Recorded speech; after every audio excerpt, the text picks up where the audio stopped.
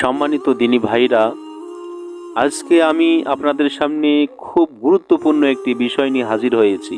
তা হচ্ছে আপনার কোরবানির পশু হঠাৎ হারিয়ে গেলে বা মারা গেলে করণীয় কি। আসুন আমরা জেনে নেই।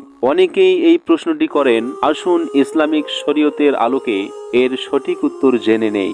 এক, যদি আপনার যে পশুটি হারিয়ে গেছে বা মারা গেছে সেটি যদি ওয়াজিব কোরবানির জন্য কিনে থাকেন এবং তা আপনার কোনো গাফিলতি ছাড়াই হারিয়ে যায় বা মারা যায়, তাহলে নতুন করে কোরবানি করা জরুরি নয়। দলিল আল ফাতাওয়াল হিন্দিয়া খণ্ড 5 পৃষ্ঠা 300। 2, যদি পশুটি আপনার অবহেলায় বা গাফিলতির কারণে মারা যায়, না খাওয়ানো, ঠিকমতো বেঁধে না রাখা, ইচ্ছাকৃত উদাসীনতা, তাহলে নতুন একটি পশু আপনার জন্য কুরবানি করা উচিত। দলিল দুরুল মুখতার খণ্ড 6 পৃষ্ঠা 321। 3, যদি পশুটি নফল কুরবানির জন্য কিনে থাকেন তবে তাহা হারিয়ে গেলে বা মারা গেলে নতুন কুরবানি করা আবশ্যক নয়। ইচ্ছাকৃত করলে আল্লাহর সন্তুষ্টির জন্য চাইলে দিতে পারেন। 4, যদি পশুটি মান্নতের কুরবানির জন্য কিনে থাকেন, যেমন আপনি মান্নত করেছিলেন আমি সুস্থ হলে একটা গরু কুরবানি দেব,